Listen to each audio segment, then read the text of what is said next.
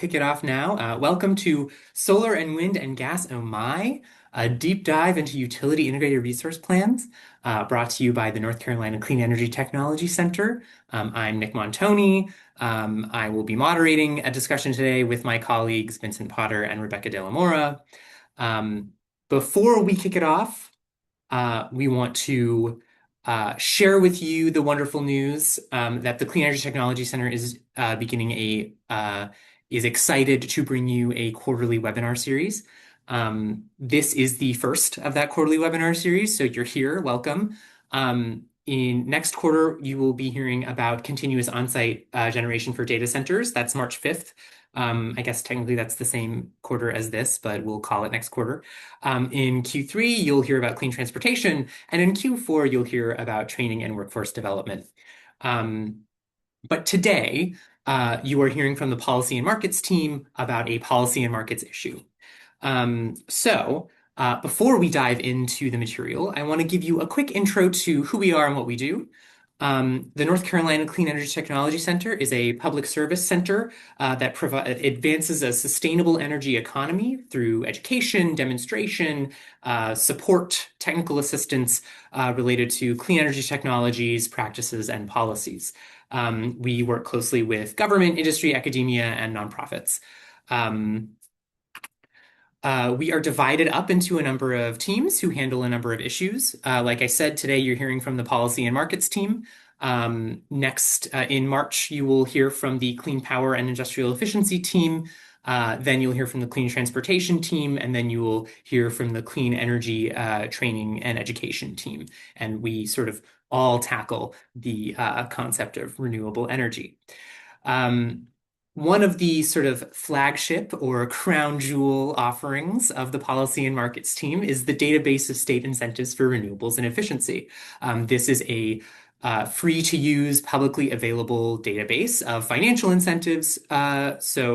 Financial incentives at the federal, state, local, and utility level, regulatory policies at the federal, state, and local level, and detailed summary maps. And these all pertain to both renewable energy and energy efficiency technology tools and policies. And brand new in big bold letters, we are now offering an API. So if your company or organization or nonprofit or whoever would like to host our API on your website so that people can search for incentives and policies that are relevant to what you do, let us know. That's a subscription service, but please reach out to us and we can set you up with those opportunities. Our other flagship or crown jewel is Desire Insight. This is a subscription-based service where we focus on policy and regulatory activity. We produce quarterly reports, semi-annual data sheets, bi-weekly tracking, monthly curated email updates, and annual snapshot reports. The really big ones that we like to highlight are 50 states of solar, 50 states of grid modernization, electric vehicles, and power decarbonization. I'll note that most of today's presentation is based on research from our power decarbonization report. And we also handle one-off and other, interesting topics of the moment, like solar decommissioning, virtual power plants, and whatever. And so if there's something that you're particularly interested in hearing about and would like us to do a deep dive of research for you, reach out to us and let us know. So with all of that background out of the way and recognizing that we're actually pulling from a lot of our existing research on this, I think I will now pose the first question of the day to my colleague Vincent Potter, and I will ask, what's an integrated resource plan and why do we care? Oh, Nick, I'm so happy you asked that. So, integrated resource plans are long-term strategic documents for electric and gas utilities to develop and create a long-term strategy. So it creates the information that they need to serve their customers reliably. You can also get really good information about how utilities are meeting kind of state level or federal energy goals and policies. as well as what likely resource deployments are. Now, some IRPs are submitted and are used as the basis for like requests for proposals. So they're very formalized documents. So you can see pretty explicitly what a utility plans to procure in the near to midterm. And some of them are more informational. So you just kind of get a vague concept of what the utility is planning to add to its resource mix. We also get lovely insight on what trends are happening and preferences, especially when taken in aggregate. So beyond the single utility, but what all utilities in a state or many utilities in a region are kind of proposing, as well as differences in load growth predictions, as well as kind of measures that utilities would want to use for load growth mitigation or load reduction and what they expect the shape of the future energy demand to look like. Next slide, please. So what is actually in an IRP, right? It starts out with electric load forecasting and then utility resources that are needed to meet those loads. So that could be utility-owned generation, some demand-side resources like energy efficiency or demand-side management, kind of active programs, demand response. Also for those utilities that have access to markets, you get market contracted energy and capacity to maintain their reliability mandate, as well as power purchases from independent power producers. So you get a good resource mix. Several portfolios are typically prepared as part of the IRP process, and then a preferred portfolio or several preferred portfolios are selected by the utility. For rules, the regulators tend to set the frequency that a filing must be submitted. So that could be annual, every 2 years, every 5 years, with periodic updates sometimes. I will note that there are some instances where utilities voluntarily file IRPs at a certain interval, as well as certain kind of resource planning processes that are separate from the integrated resource planning process that would do periodic reviews or submissions. Planning horizons, that's how far out utilities look with regards to generation and load. That ranges from 5 to 20. We have one instance where it's longer than 20, but the vast majority are going to be in that range.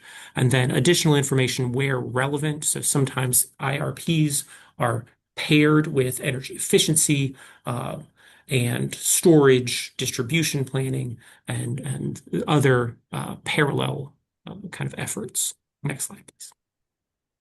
So the process begins with load forecasting. Then utilities will develop a scenario, what that costs. They'll model the system on how that will perform based on their load growth predictions. They'll calculate those costs and kind of choose a set of portfolios to evaluate for sensitivities and changes to their particular utility service territory, and then they'll develop one or more preferred portfolios. With regards to filing requirements, right, it's kind of helpful to see where the frequency is. So most utilities are kind of in that 3 year, every 3 year filing requirement. Many utilities will also do intermediary updates. And so we see that the majority of the states that require these periodic filings are in that 3 year range. As far as time horizons go, the most common time horizon is going to be 20 years. There are a couple of asterisks here, and those are states that have kind of resource plan filing time horizons that are separate from a formal integrated resource plan requirement. So we see a lot of states that kind of require 20 years, 15 years, and then a good mix throughout the country of where resource plans are filed outside of the IRPs. So can I ask you a quick question here, Vincent? Where, you have some states where you have a formal IRP requirement. You have some states that have time horizon requirements, but no formal IRP requirement. And you have some states that seem to have neither. Yeah. And so I wonder, what does resource planning look like in those states, or does it look like anything at all? So a lot of the states that don't require any IRP requirement and have no kind of resource planning requirement is states that are completely restructured. So you have separate investor-owned utilities that are providing essentially transmission and distribution service, and then they're using markets to get their generation needs. So places like New Jersey, New York, New England, even parts of California, right? California is here on this map, and it has a 10-year planning horizon for utilities to submit what they will procure, but a lot of that's market procurements. And so the separation is ownership, right? So this integrated resource planning is a tool for utilities to uh, disclose and plan and kind of show what their scenarios for additional utility-owned generation is. So where those fully restructured markets are, utilities can't own generation, so they can't exactly plan for things that they can't own. Thank you. And then once IRPs are filed, right, we kind of have a slew of options that regulators can respond, right? And some it ranges from very, very kind of informational, right? So an informational filing is just something for the regulator to keep and refer back to. It's kind of an informational document, right? Not anything concrete may come of it. It's just the utilities plan. Then there Next step up would be acknowledgement. So a regulator would look at an IRP and find it in compliance with regulations, or maybe even find it or not in compliance with regulations and ask for additional submissions. But they wouldn't necessarily ask for like changes in the plan or really have a robust discussion of what the resource mix is. Where you do see that kind of discussion is where the regulators can approve, modify, or deny IRPs. So this is a more intensive process that tends to be quasi-litigated, right? So they'll have a formal proceeding with stakeholders, evidentiary hearings, and a kind of procedural throughput to validate and really kind of vigorously examine utility IRP filings.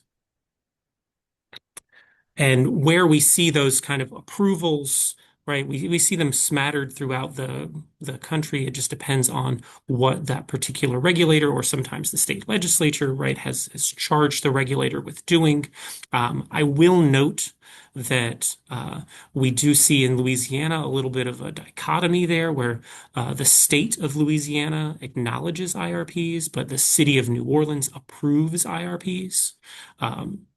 And we also see several states where there's not a formal IRP requirement, but there are those kind of informational or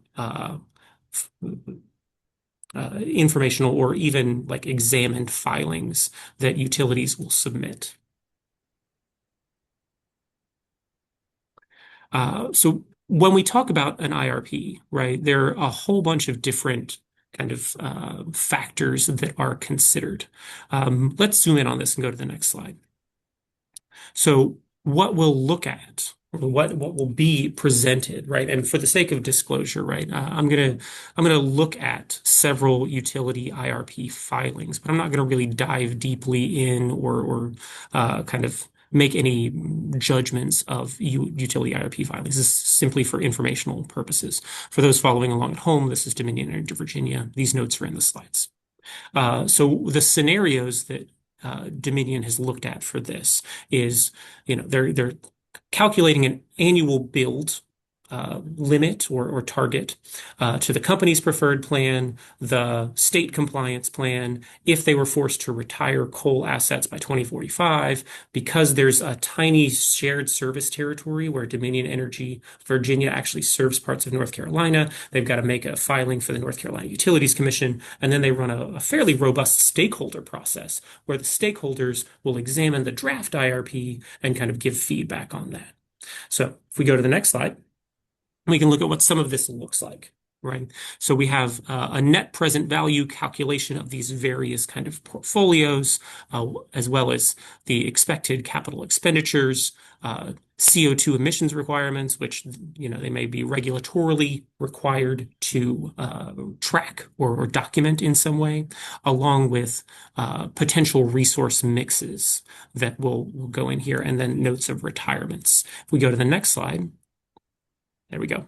We can kind of zoom in on some of this. So the rightmost is that coal retirements, and then the other two are the company preferred and the state statute compliance. And in that retirements category, where they've got to retire coal assets, you see a large uptick in solar, a huge uptick in nuclear, and energy storage as well, almost a quintupling of energy storage. So we see different kind of resource mixes that would meet these different policy environments or these different scenarios that the utility has to consider because they don't know exactly what's going to happen in the future.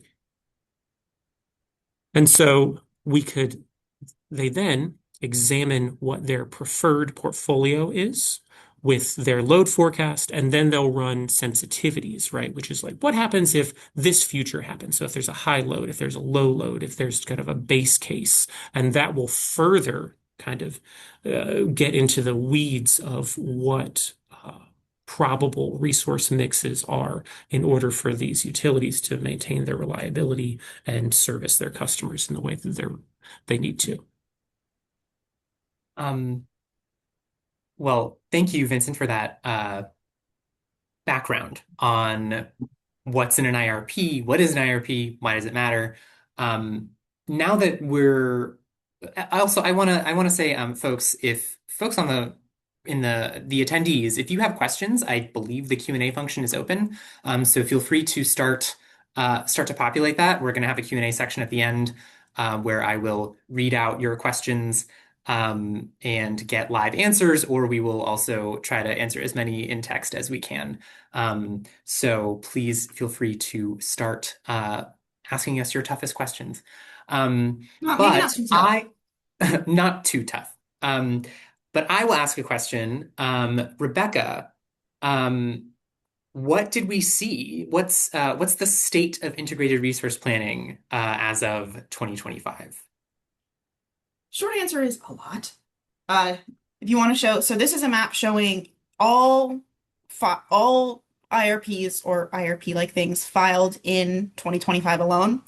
So when I say IRP-like things, some states, again, like we said before, might not technically have IRP requirements, like Florida, but the states still file something that has that kind of proposed capacity addition retirement, so we just kind of categorize it as an IRP. Some states might also have IRP adjacent filings. For example, Colorado and Oregon have something called clean energy plans, which are separate from their integrated resource plans. And so it can have different megawatt capacity additions and subtractions. So that's why you might see 4 filings in Oregon this year, even though there's only 3 utilities. But overall, we see usually like 1 to 2 filed states. Oftentimes, if they have multiple utilities, might stagger it. So, for example, in New Mexico, regulators only ever consider one IRP at a time because if not, they're going to have to consider all 3 at once, and that's way too much. The stars denote anything that is a draft IRP, so that's kind of a pre-filing utility might make before they file their final official IRP, and also any of the annual updates for often the time those triennial with annual update IRPs. Next slide. If you want to look at the hard numbers, in 2025 alone, we had 39 IRPs filed, 28 finals, 2 drafts, and 9 annual updates. When we also take into account all of the ongoing IRP proceedings that were filed in previous years or still to be considered, we had 51 IRPs that were pending or decided within 2025, which is a lot, particularly when we consider there's only 50 states and not even all of those have IRP requirements. If you want to look at capacity additions, between 2024 and 2025, you had more capacity additions in 2025, and you also had more retirements in 2025. Comparing additions to retirements, though, in 2024, you had 4 times as many additions compared to retirements, but 2025 was actually 5 times more additions compared to retirements. Showing that in graph form on the next slide, you can see technology by technology, which ones are the most common additions. And so, generally speaking, we oftentimes see solar, natural gas, wind, and storage as the top 4 additions within IRPs. So, this graph is showing you all pending IRPs. We saw huge jumps in solar and natural gas over the past year, especially in natural gas. I think it almost tripled, it more than tripled actually.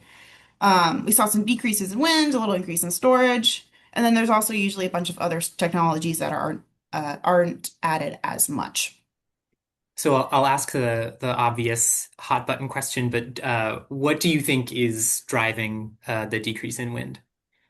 The decrease in wind. So if you want to go to the next slide, I think it could be a combination of um, cost restraints, changes in policy, changes at the federal level and the state level, but it might also just be the trend of how IRPs are filed because since again, IRPs are on a cycle, so we just happen to hit a really heavy year, we'll see more additions compared to a really light year. So this is showing a time series graph of quarter by quarter what's being considered. So you can see at least for one specifically, it's been going down a little bit over the past few years, but it's not drastic. On the other hand, if you want to talk drastic, we can go look at the natural gas line. So as you can see at the beginning, when we first started tracking this in 2023, natural gas was the lowest of the four, and now it's the second, and at one point actually overtook solar in one quarter to be the number one proposed capacity addition. Um, so it really just depends, but generally speaking, it'll be costs or of course, I can't not mention this, load growth, especially for natural gas. We're seeing a lot of changes and increases in load growth, which requires oftentimes more, what's the word? Non-inter firm energies or non-intermittent energies compared to solar or winds because you need that continuity to keep that load growth satisfied. Next slide. On the other end of the spectrum, we have capacity retirements across all pending IRPs. So again, capacity retirements, lots of coal, natural gas, nuclear, and then we also include coal to natural gas conversions under retirements because it's essentially it's retiring coal and decreasing emissions and things like that. So we consider that a retirement as opposed to an addition of natural gas. And again, of course, there's other technologies that are being retired. Can you talk a little bit more about the accounting of the coal to gas transition and Yeah, so we how that works? don't Yeah, so when we talk about the coal to natural gas conversions, oftentimes they're also linked with eventual retirements of those plants. So we always just keep it firmly in the retirement column. So even though the coal going away counts as a retirement number, but only under the coal to gas conversion. It's not included in that final coal retirement. As for the natural gas transition into it, again, that is not included in the capacity additions for natural gas. It is only included in that specific coal to gas conversion math. So it is not double counted in coal retirements or natural gas additions.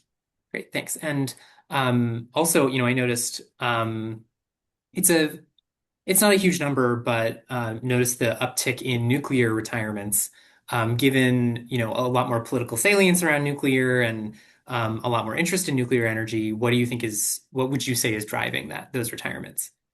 I think the biggest reason for the nuclear retirements is likely just the license expirations, because the way nuclear facilities work in the U.S. is you have to have a permit or a license from the federal government to operate this facility, and there are built-in expiration dates within those licensees. And so when the expiration date is within the planning horizon of an IRP, we will include it under the retirements. Although, of course, oftentimes utilities might request to request an extension to their license to use the facility for a few more years. But again, if even if that extension is still within the planning horizon, if it's going from 2030 to 2035, but the planning horizon is 2040, that still counts as a retirement in within our capacity numbers.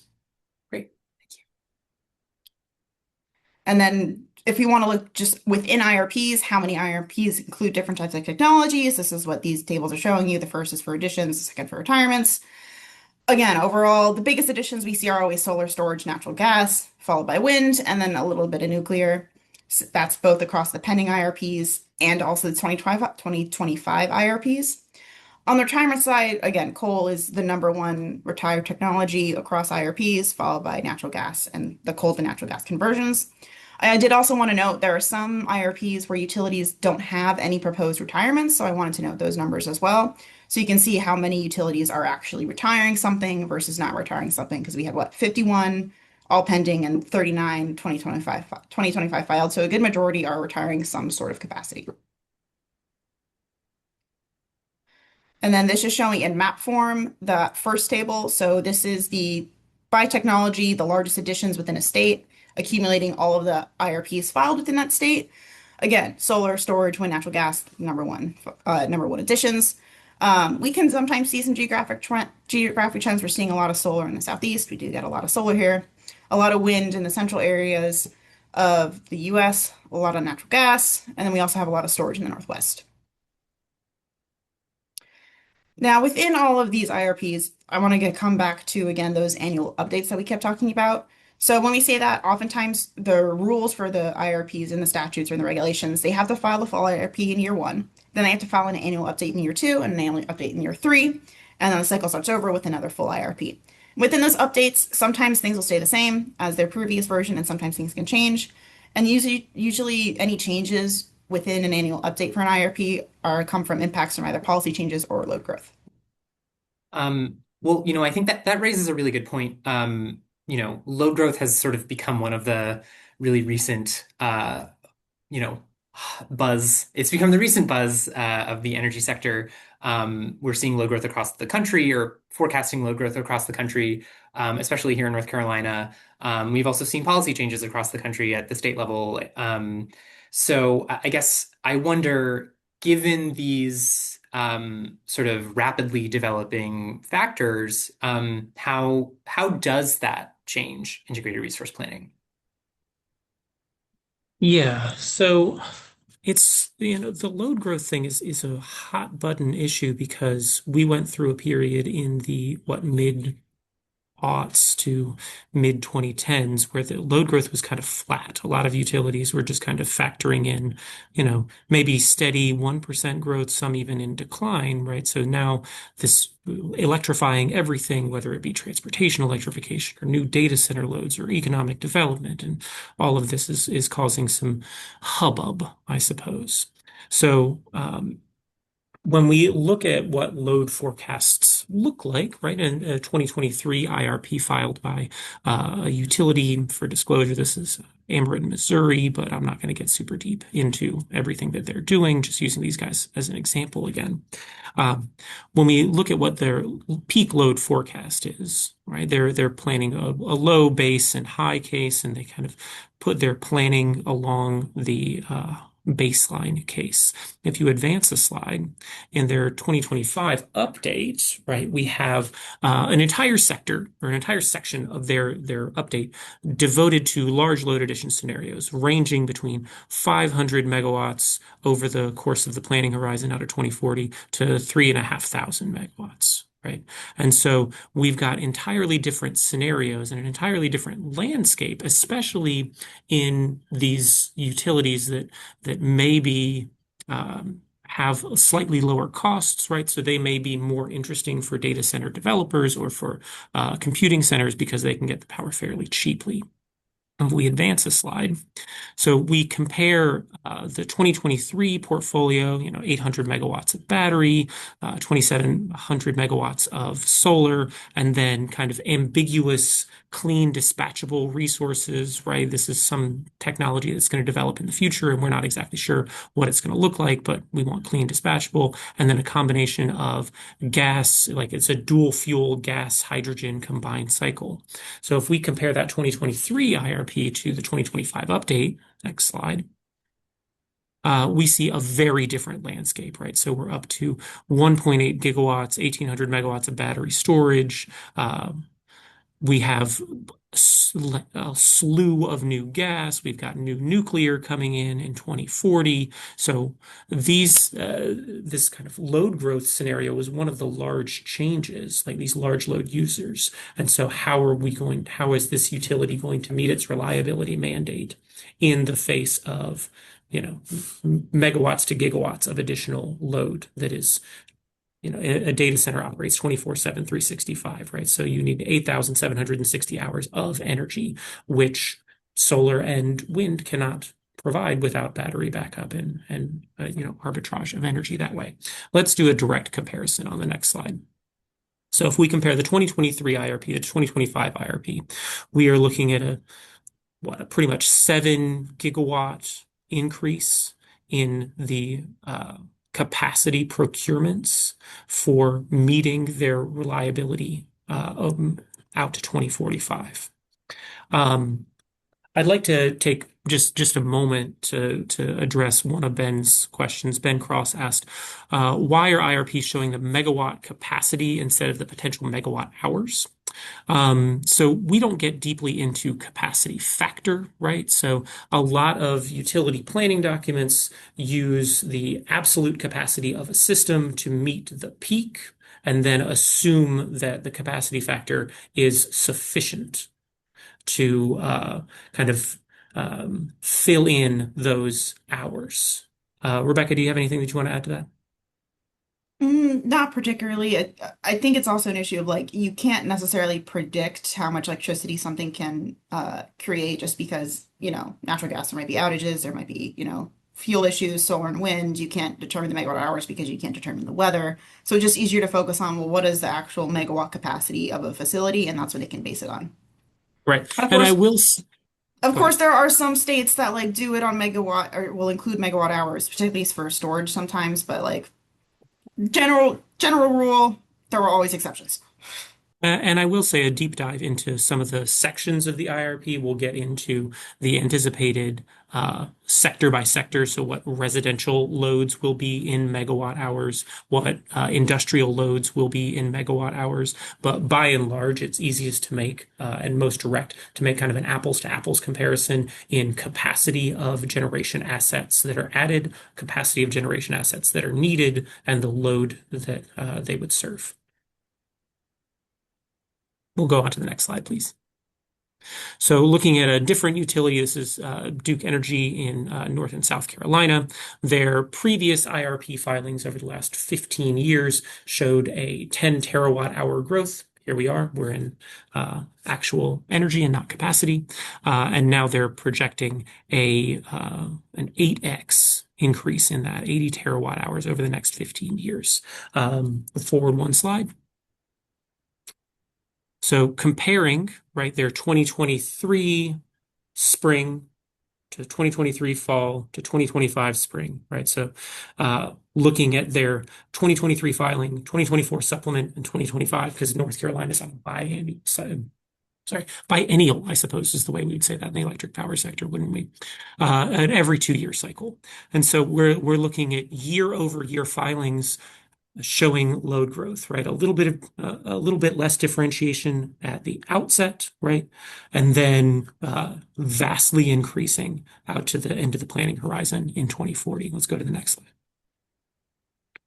So this is action planning. What action planning is? It's a near-term procurement needs. So how much combined cycle gas, additions in pump storage hydro, new nuclear, offshore wind, excuse me, and solar and storage. If we go to the next slide, we'll compare IRP to IRP. So this is 2023 versus 2025. We see no changes in combined cycle natural gas over the NTAP. What's the NTAP? We have too many acronyms in this. It's the near-term action plan. And we see an increase in combined cycle natural gas procurements, an increase in solar procurements, and an increase in battery storage pretty significantly. So if we compare year over year in the next slide, or IRP over IRP, looking at the base cases or the preferred cases, depending on the language that they're using, we're seeing a huge drop off in wind capacity. This is both a combination of onshore and offshore wind here in North Carolina, and a huge increase in gas and nuclear capacity. So in order to meet that huge ramp of anticipated additional load growth, and additionally offset the uncertainty of the wind environment. A lot of natural gas is needed, more than the 2023 plan with the 2025 filing. Let's go to the next one. Well, we've learned about what's in an IRP.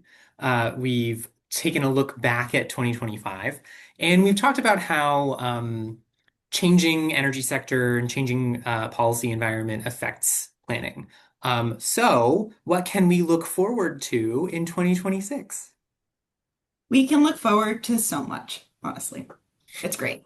But first, a lot of times when we say look forward, a lot of the future IRP filings are going to depend on changes that we actually just saw this past year that are coming in the future. One of those basic changes is, of course, changes to actual IRP rules. So states are both establishing new rules for IRPs or revising existing ones. These changes will usually affect the IRP process, how it's filed, who has jurisdiction, and also the analysis requirements of what the utility has to include in their IRP in order to make it compliant. So we had a bunch of states propose new rules this year, and also states that amended existing rules. So Michigan, Oregon, South Carolina all had existing IRP rules, and they just amended them, same as Utah. For the new rules, Illinois established an IRP requirement for state agencies, not for utilities, so it's different. For state agencies to file, because again, Illinois is deregulated, so utilities don't own generation. Missouri codified its regulatory code IRP rules into actual statute. Washington revamped all of its utility planning, so now it's this really complex, holistic, integrated system. So it's resource planning, it's transportation electrification planning, it's all of that. And then Wyoming, while they technically still had rules in place, they made a really major change where the regulators will not actually be allowed to approve, modify, and deny IRPs.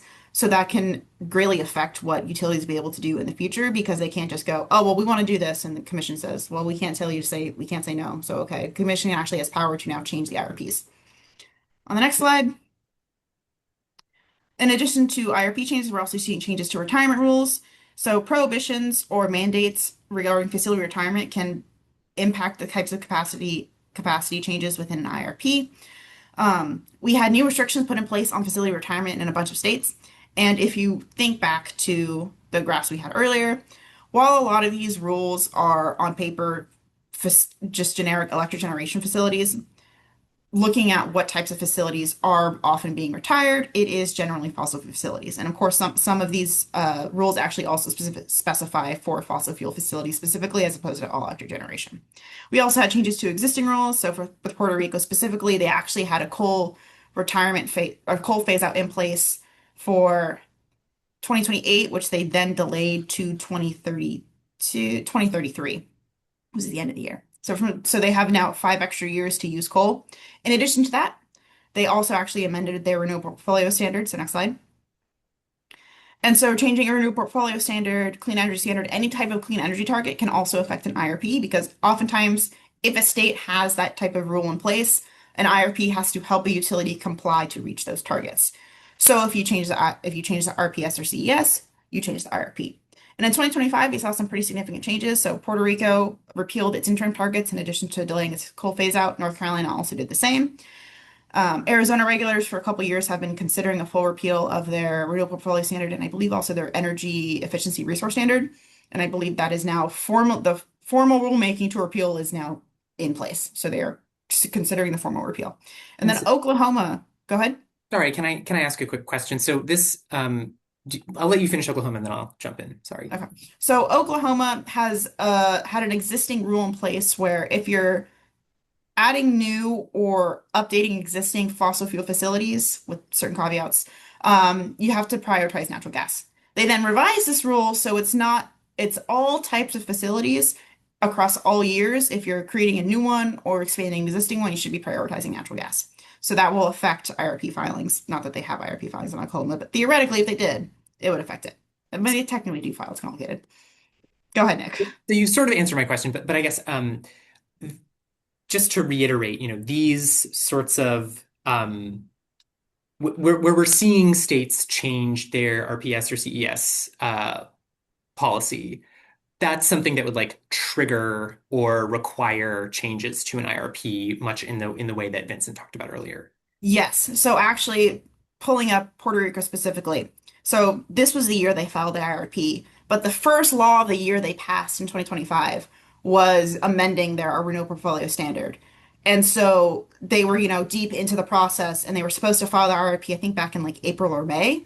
They ended up having to file it in October because it take into account all the changes that the law made to the RPS targets, just because getting rid of the interim targets. When you get rid of the interim targets, they're essentially, stepping stones for utility to get to the last level. But if you get rid of all of those, the utility now has, the freelance way they can do whatever they want in the in-between period to get to this point.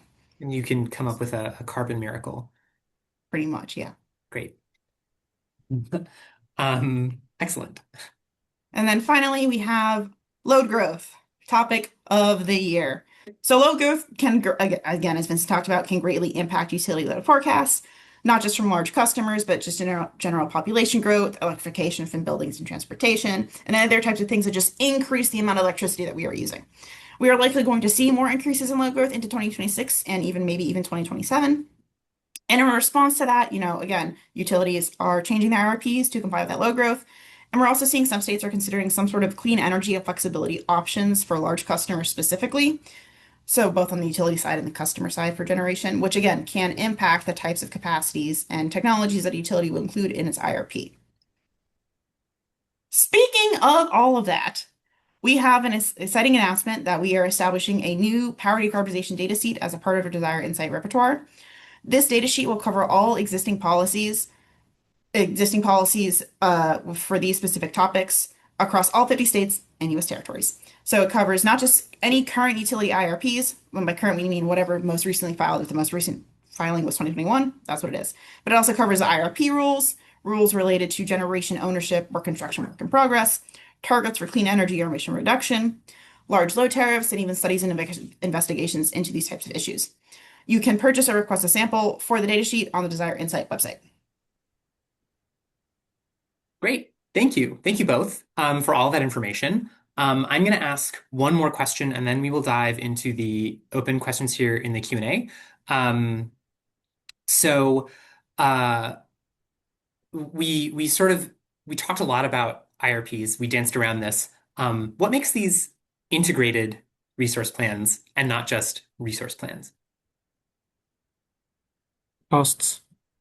In a word, cost, right? So this is not just a resource planning, like what does the utility need to procure? This is what does it cost the utility to do this? What would alternatives be with regards to cost? So the fact that the integration part is creating a load forecast and a resource mix that delivers energy reliably at the least practical cost. And so by examining different scenarios and modeling different sensitivities, you can kind of create a document that plans for reliability at a reasonable cost that does not unduly burden the ratepayers. So that's a large part of the integration. I would say Rebecca? another part is also just the long lead time planning horizon. Because if it's not integrated, a utility would just go, oh, we have more load, let me just build a plan here. Oh, we have more load, let me just build a plan here. But there's no forethought into what would be happening. So the integration is they can consider over the future what to expect. They can integrate, will they have to build new transmission to connect all of these new facilities to population? What if there's new population centers that need new transmission? For example, I've seen a couple of IRPs actually include non-wireless alternatives as a potential capacity addition, which is usually storage, but it's an interesting way for utilities to then take into account that type of transmission. And you also see, because we had a question about this, we also see a lot of transmission analysis, within IRPs. If a utility is filing an IRP and is in a regional transmission organization, oftentimes they have to comply with requirements from the RTO for having, minimum capacity available at all times. So any IRPs would have to therefore meet any of those loads. But I think, yeah, in conjunction with Vincent said that those are like the most important parts of what makes it integrated. Great. Thank you. And to iterate on the RTO question, right? The regional transmission organization can require certain capacity from various generators and assets within their service territory, but they also can set what the kind of value of resources are with the effective load carrying capacity. So what the expected capacity factor of various resources are. It can be a noodly and technical process, but it's essentially the value or the weighting of capacity from various assets based on the services that the RTO needs.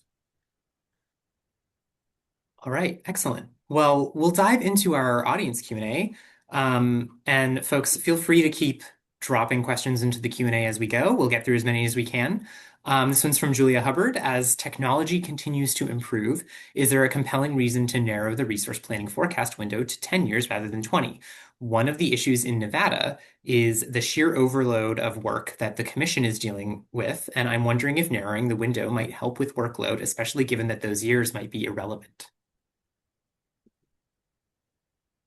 Now, there's certainly value in considering what is most effective. Uh, so looking at the next 10 years with an emphasis, right? That kind of near-term action planning that I highlighted in the IRP example can really show what's going to happen in the near to even midterm. However, I would caution against getting too narrow of a time horizon because a lot of utility generation is long-lived assets, right?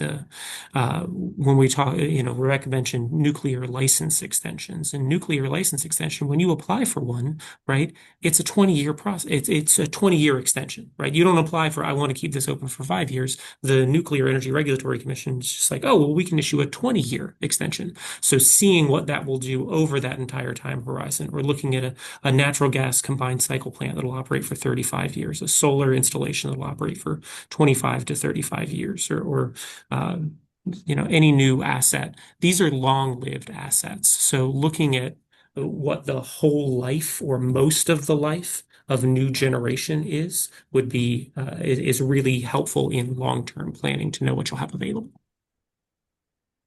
Yeah, I think it's also possible, at least I know in other states they might have more, again, you have the annual updates, but you also have more short-term turnarounds for things sometimes in the sense of um even if you have, the long lead time horizon, you still have to get things done in the interim, and many IRPs will actually have like short-term action plans to take into account. So, for example, I think one of the ones Vincent had earlier had a short-term action plan. I think a couple in Michigan and Puerto Rico have short-term action plans where it essentially, okay, what are we doing in the next 5 years, specifically and immediately? And then, of course, in the rest of IRP, they have the actual, 20, 15, 10-year lead time, but they still have that carved out immediate action. Of course, maybe the final answer is just hire more people at the Nevada Energy Commission, but we don't have control over that, unfortunately.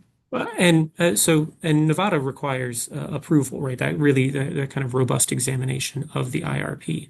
And it could come down to a more streamlined and straightforward process for that proceeding, right? So more sharing of the models and more understanding of that, because sometimes there's disconnect between stakeholders and interveners and how they understand the data and what they have. So we have some utilities and some regulators that require a fairly robust stakeholder process where the IRP is kind of explained to a subset of stakeholders. Maybe not the general public, of course, but folks that are most relevant to the decisions. Great. Next question is from John Mellet. Any notable changes to how utilities model energy storage for IRPs? For example, are utilities starting to model storage beyond 4-hour duration as LDES technologies mature? Short answer is yes. Longer answer, Yeah. we are, as 4-hour storage is becoming more popular, and as other types of storage technologies are becoming more popular, we're seeing more and more utilities kind of integrate those types of things.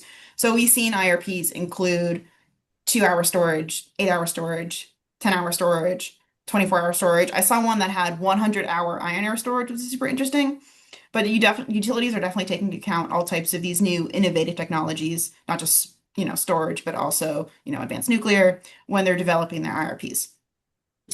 Yeah, and I will say some of it is unsurprisingly iterative, right? So about a year and a half, maybe 2.5 years ago, we started seeing these kind of pilot projects for 10-hour, 100-hour long duration energy storage. And based on those projects actually being completed or beginning to actually output reasonable data, they can then be potentially added to these new resource plans, right? But utilities are inherently conservative entities, right? They have a reliability and service mandate, so they don't really like taking risks. because they're not sure how it will perform and they don't want to jeopardize that. So you tend to see, especially with the new technology, right, these iron air demonstrations that Rebecca mentioned, it's a slow process to go from design to pilot to include in the long-term resource plan. Next question from Julia. If a utility seeks a waiver for not complying with the RPS, they are not subject to it. Question mark. Meant to phrase that as a question. Uh, No, no, no. okay. Would the alternative be they would receive a fine? To my understanding, this is backward looking, so what would the commission do?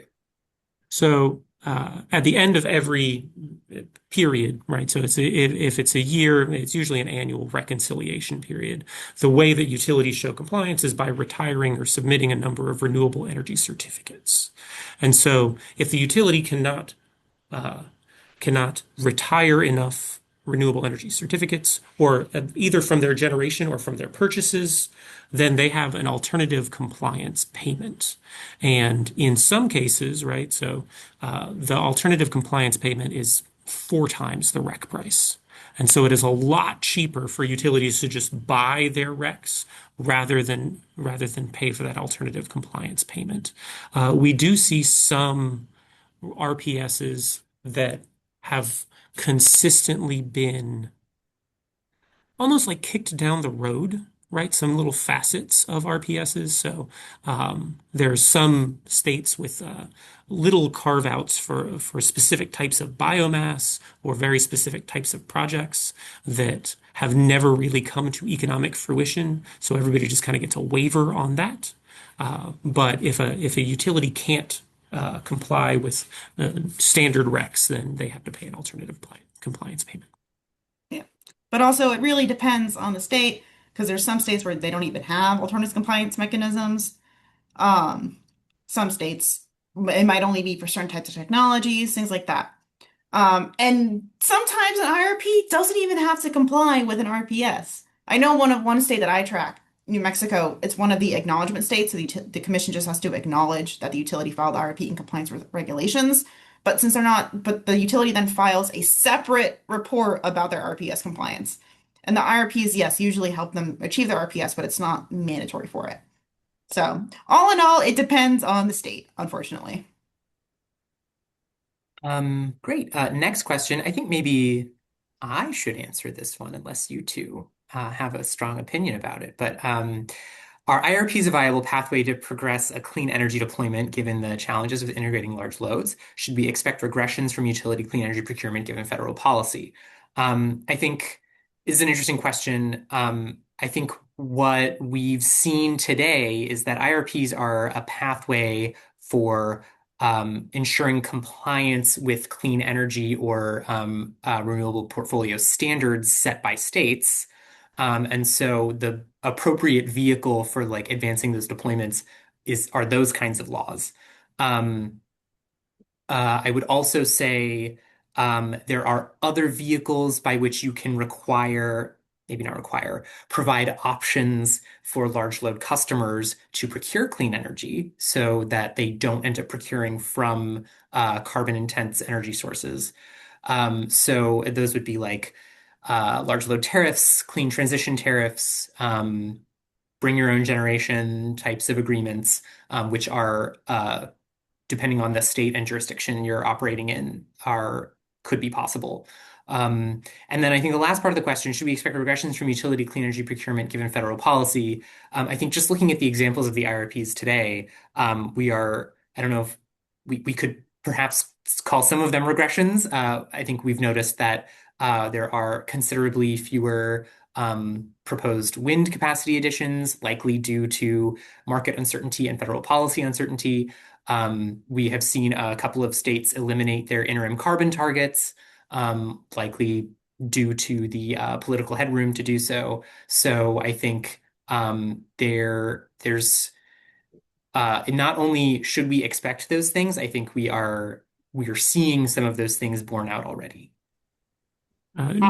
Yes, I agree. However, we also have to remember the beauty of federalism is that states can also just do what they want.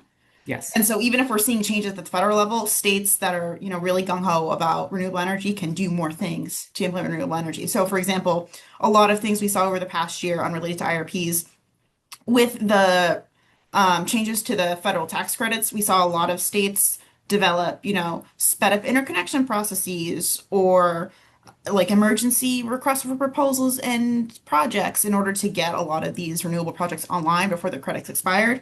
And we'll likely also see in the future those types of states doing something at the state level to encourage both, private deployment of renewables and also utility deployment of renewables.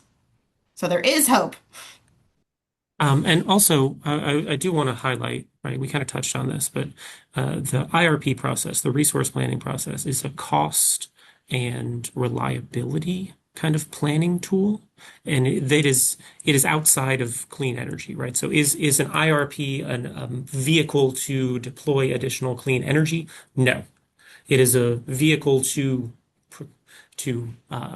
procure enough capacity and energy to meet utility needs at a reasonable cost and meet state guidelines. So that and meet state guidelines or meet requirements is where the drivers in clean energy happen, right? So the IRP process is, do you comply with the state guidelines? And if we're pushing, if a state or region wanted to push additional clean energy, wanted to advocate for, various non-emitting sources in whatever capacity, that would be done outside in parallel to the IRP process because the IRP is just a compliance and cost document.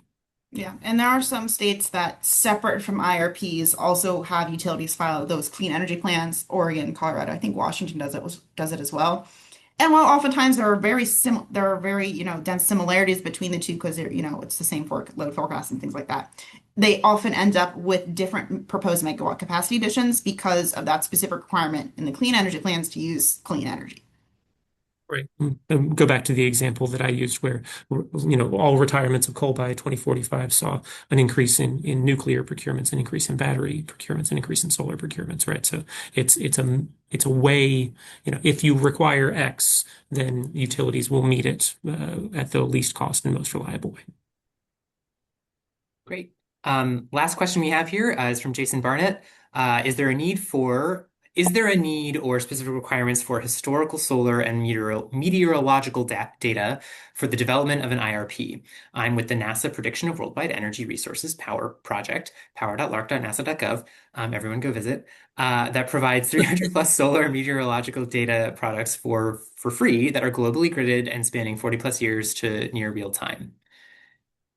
So the question is there a need or specific requirements for this kind of solar or meteorological data as utilities develop their IRPs? So utilities use a lot of different modeling tools in their production analysis and their expectations, some of which are proprietary.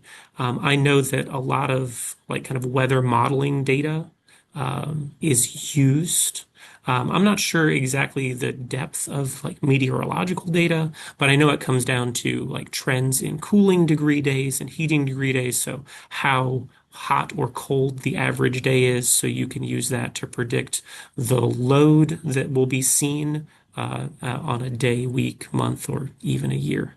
And so that data is generally helpful. I don't know exactly where many utilities get their data sets. Some of it is proprietary because utilities, being risk averse, are quite close to the vest many times.